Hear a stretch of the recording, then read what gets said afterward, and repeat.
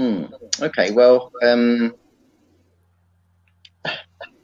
key thing for me with creativity has always been uh, to let somewhat the heart and the mind work together to engage with whatever the process is. So whether it be drawing, if I was doing that, or sculpture, which I do currently when I can. Um, it's about how you feel about something and about engaging with a process from a feeling, if that makes sense. Okay. So, how do you recognize creativity in others? So, you know what creativity is for you. How do you recognize creativity in others? Um, a key thing for me would be seeing that someone is lost in a process. So when I watch another artist at work, for example, one of the things that is key is seeing how they are connected to what they're doing.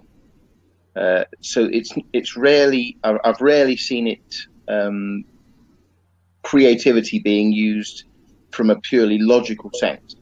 That doesn't seem to happen. People seem to have to be kind of lost in it in the process in an emotional way in order for the creativity to work. So you can see that people are engaged properly. Okay, yeah, that reminds me of the theories around being in the flow. Mm, Mihai Csikszentmihalyi, one of the leading researchers on creativity, he has written extensively about this being in the zone, as it were, being in the flow when the the person who's engaged in the activity seems to lose track of time. They're just so totally engrossed in it. absolutely. So that's a state of mind when we're in that kind of creative process, but not everything that is created in being that way is valuable. So there's two concepts in within creativity. One is this originality, that in essence whatever is created needs to be original, but it also has to be valuable. So, how do you determine the value of what you are doing when you are engrossed in activities like that, yourself and others? How do you recognize the value? Now that's a very interesting question because um, even in asking it, you're aware, therefore, that uh, perhaps some would say very often what you produce while you're in a creative mindset might not actually to you be very valuable at all in any way. So you might produce a bit of art, you're just not happy with it. You might produce some music, you're just not happy with the flow of it. Um, when I was speaking, you sometimes lose your flow. It's just not a very good effort at it. And the problem is, I think that people can get hung up on the value of something, whether or not it's worthy of their space and time at that point. They can get quite frustrated if they don't feel it's going very well, whatever it is. The issue is that really you're always doing the best you can. So at every moment in time, you're only ever doing the best you can do at that moment. It may be you don't have the right materials, you don't have the right knowledge, the skill, whatever it is, in order to do what you are thinking in your mind would look like good. Um, and so people can get quite, upset and worried and confused and annoyed when they don't produce what they consider to be good. This I've noticed in my own work. An example would be when I used to do a lot of drawing. One of my friends has been after me for the last 7 years to do another drawing of their house because the ones I've already done of their previous houses, they love, and all the people that visit their house love it as well. Me personally, not the best work I've ever done. Okay, so yeah, that's like beauty lies in the eye of the beholder. So is the value is in the fact that your friends, they love and they appreciate the work that you do. Yeah. And I suppose taking that into a wider context in terms of what people are willing to pay you for your drawings, for your sculptures. Mm-hmm. How do you think people determine the value of that? Because I know that sometimes the value of something can be exaggerated in a way. It depends on the publicity, the advertising, the marketing. A painting with just two lines on it could be sold for £1 million. Mm. A painting with a blob of red paint on it could be sold, depending on how well the marketing, the hype that's created around it. So how do you determine the value of your own work and other people's work in terms of what people are willing to pay for it? Mm. Again, it's a very interesting question. I have sold my work lots in the past. At present, I don't choose to, because it's not why I do it now. I do anything I do because I want to create things. It's not important whether it's of any value to anybody. When I used to sell art, art being my thing rather than music or football or anything else, when I used to sell art, I was largely driven by the market. And there is a great sort of reality about art of any sort. It doesn't matter whether it's drawing, painting, music, whatever it happens to be, in that whoever is purchasing that, whoever has attributed the value to it, they will inherently tell you what it is worth to them. And therefore, you can quite often find that something you feel is perhaps not your best piece of work, someone really adores, and they'll pay almost anything for it. And then something else that you might be very proud of yourself, internally it feels good. It's a great piece of work. You're very happy with it. You can't understand why anybody else wouldn't like it, and it's not worth anything to anybody other than you. So art's a very subjective thing. It has that's one of its difficulties. You could say, well, Alan, you can draw just as well as X, Y, Z other people I've seen. How come your work doesn't sell as theirs does? And I would say, in actual fact, you've hit the nail on the head in the question. Very often it's about somebody attributing a value to something and then marketing and advertising it very well. I can prove the point, actually. Just behind me, if I can get the camera right, there. You can just see there's a picture on the wall there of a little cat. And that's by an artist called Doug Hyde. He's a very well-known artist in the UK, very well published. And his publishers have done a great job in making sure that he's very well regarded and everything he does is worth some money. That little picture is an original drawing of his for a set of paintings he did. And that we had to pay nearly £2,000 for. Why is it worth £2,000? I could do an equally good job of it. It is just about marketing and advertising, and therefore creating a value. And it makes me wonder why you'd be willing to pay £2,000 for that little drawing that you could have done yourself. Mm-hmm. It is simply to do with the fact that it's an attributable thing. So we have a lot of art here in our house, actually, which we have invested in. It's art that is in the current market for the right people, valued at a certain level. If I were to try and sell our collection at auction, I'd get a few £100 for it, despite the fact that the collection is valued at several £1,000s. You could say, well, what's its actual worth then?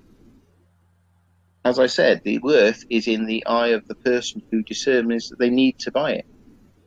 I could have some of our paintings on the wall here up for sale for months and months without any interest at all, but there will be somebody who has to have it, and for them the money will not be the object. So in answer to your question, why would I pay the £2,000 for a cow I could have drawn myself? It's because it has a value to others, and a cow I had drawn, maybe even very similar, may not. And I suppose if we apply that, knowing that you are a coach, if we apply that same metaphor to the coaching world, Hmm. why would somebody pay £2,000 for a coaching session when they could perhaps have a similar conversation with a really good friend who they trust and respect and they like? Hmm. That is again down to perception, I think. The perception of the buyer. I was often confused when I was coaching why there were some coaches around me who would charge several £1,000s for an hour sometimes, but certainly for a day. It wasn't uncommon for them to charge five, seven, £10,000 even for a coaching session. And I used to think to myself, how on earth do they get away with charging so much money? To a large extent, actually, it transpired that it was because they asked.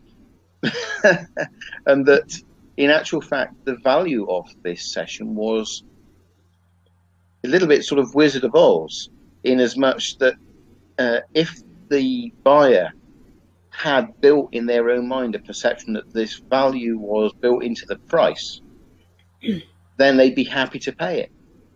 Whereas I quite often would charge nothing for my coaching or a very minimal fee and still deliver what I know to be very good coaching. So to some extent, it's a question then of how the seller also perceives their own value. And that might be an answer to some of your earlier questions as well. If an artist is equally as good in technical terms, but doesn't place the same monetary value on their work, they won't sell it for as much. And that's to do with confidence, isn't it? Yes, Self-confidence. So yes, a coach who charges £5,000 a day has to have that confidence, that self-confidence to yeah. know that they are worth that much. And Mm-hmm. equally, the other person needs to have confidence in. So it's having confidence in yourself, but also enabling other people to have confidence in you. And I think that's the challenge, isn't it? Which Yes, relates to persuasion. How is yeah. it that people are able to persuade others that they are worth £5,000 a day or whatever it is? Mm-hmm. It's definitely a case that um, the thing I became aware of, and hence why I didn't ever charge that much for either my artwork or for my coaching. It's down to how it's sold. The perception can be built in the customer that it should be worth X, Y, Z. And because I was never interested in selling it, I didn't worry about what it was worth.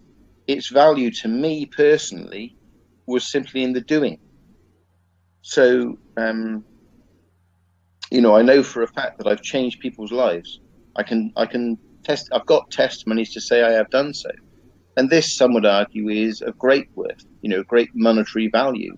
You couldn't pay for it. I say I'm just happy to have been able to do it. And therefore, its value to me is a personal one. It doesn't matter what it's physically worth in money. Um, where I've seen it work perhaps badly the other way is I have quite often seen people do things which I can do for an awful lot of money. And they're perhaps not as technically gifted at it as I am. And the reason they are charging as much is simply because they're sold very well. The PR, the publicity, the marketing, the advertising around it is often far greater than the sum of the parts of the person who's able to do the work.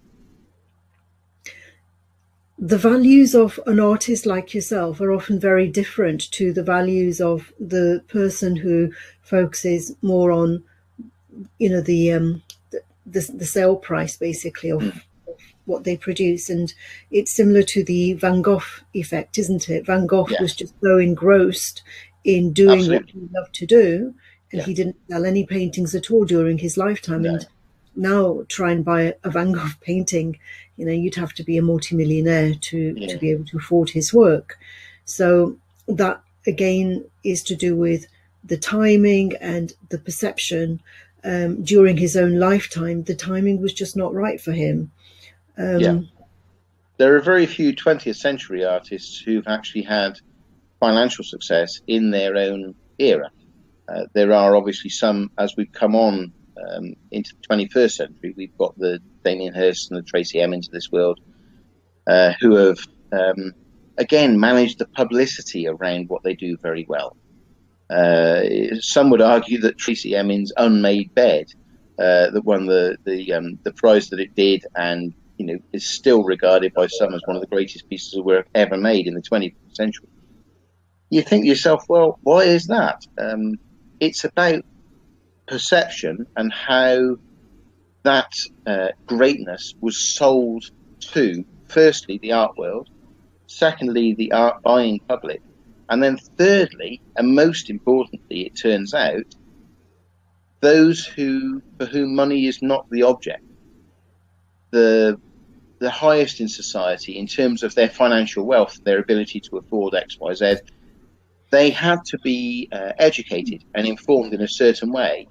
And now, of course, artists like those two are seen as great luminaries that everybody wants to know because they have great power and value in what they say and do. This is not the point. They are just artists. So it is about how it's been sold. And therefore, there are some who you could argue, have sold out. They do it just for the money, and they're not interested in the value of the work. Me personally, I couldn't ever approach it that way. And there's also this thing about creating systems, people who are successful like that, either in the world of art or in the world of coaching, when they are seen to be so successful and on a pedestal, then people try to imitate them. People try to copy what those people have done. And that's kind of counterintuitive to creativity, because creativity is all about not copying. It's not imitating, it's being original. Yes. And the problem there is that when I went to art college, I was a mature student. I was 25 at the time I got there. And I didn't need to go. It wasn't to improve skill necessarily. I already had that. I went for other reasons. But what was clear to me when I was there was that a lot of the youngsters who I was in the class with, I was the oldest person in the group, 17, 18-year-olds, still largely requiring to be held by tuition and therefore other people's opinion of what right looks like. When really creativity should be just what it is. Whether anybody else likes it or not should not be the point. Whether it's a good or bad piece of work, even to your own standards, shouldn't be the point. You're still creating it. And as such, I learned as time went on that everything I produce has a value to somebody. And I can't put the value on it because I don't know what it's worth to them until they tell me. And so you end up with a lot of people who do things in a formulaic way because they're only repeating what they've been told. When someone who's truly creative is literally breathtaking in their brilliance. You can't understand how they physically are producing something. Yeah, that makes a lot of sense, that it's this awe and wonder and beauty that it's intangible, and that's why it's very difficult to assess sometimes, because it's like this concept of quality. You can feel it, you can sense it, but you can't measure it. Right.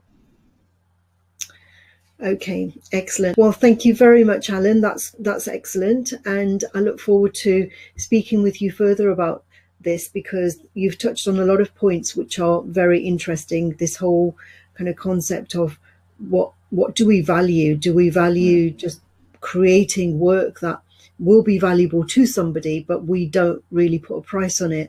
Or do we focus on what other artists who are really successful financially, do we focus on the marketing and the creating the perception, the strong perceptions around it?